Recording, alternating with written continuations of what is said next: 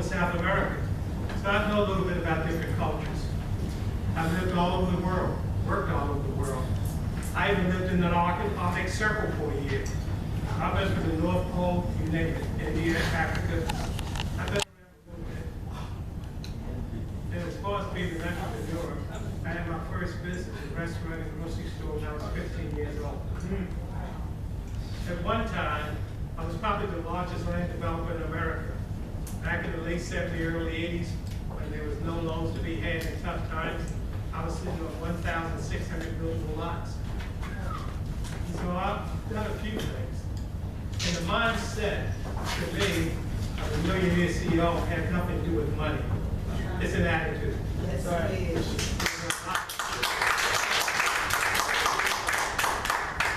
When I think about Sir Freddie Laker, who started a major airline, and he scared the pants off of United, Lufthansa, British Air, so they got together and they literally put him out of business.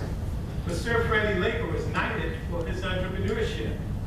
And as I watched the news about Sir Freddie Laker standing there saying, well, I had to file bankruptcy, I'm out of business. He said, but I'm in a hurry, I gotta go. And the news people said, Sir Freddie, where are you going? He said, I have some investors waiting. We're starting a new business. Dr. Schuler said, success is never ending and failure is never final.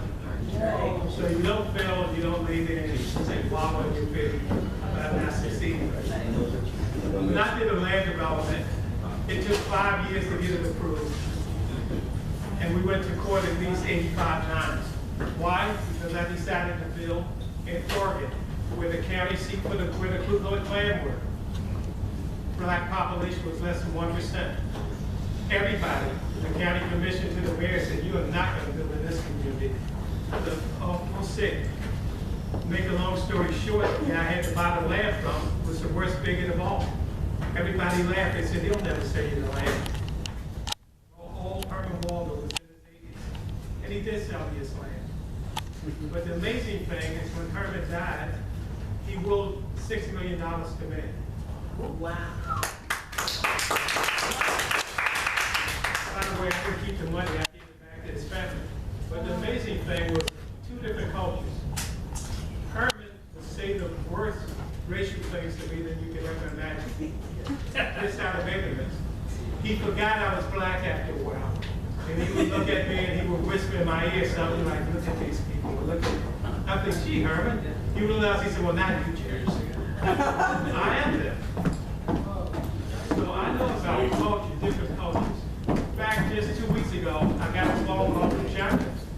I was voted as co-chairman of the Hunan Chamber of Commerce. Hunan is about 4 times the size of Chicago. I said, wait a minute, I don't speak Chinese well enough to be in that position. He said, we don't care, we still want you to be there.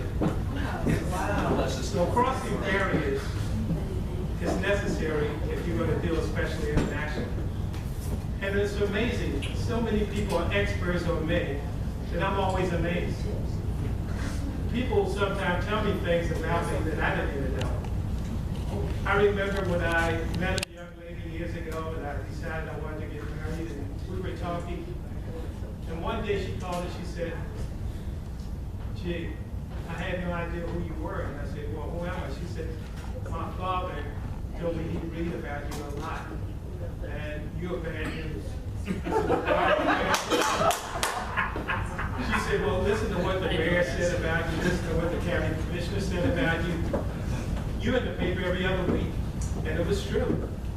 Not what they said about me, but I was in the paper. In fact, on the front page of the newspaper, there used to be something in in Oregon called the Street of Dreams. And they would charge you, builders would get together and build 15, 20 houses, and they would charge you $4 or $5 to go through and see what was considered a dream home. It was well decorated. Well, I bought one of the homes. And I was sitting in the living room and the press came in and they took a picture of me sitting in the living room.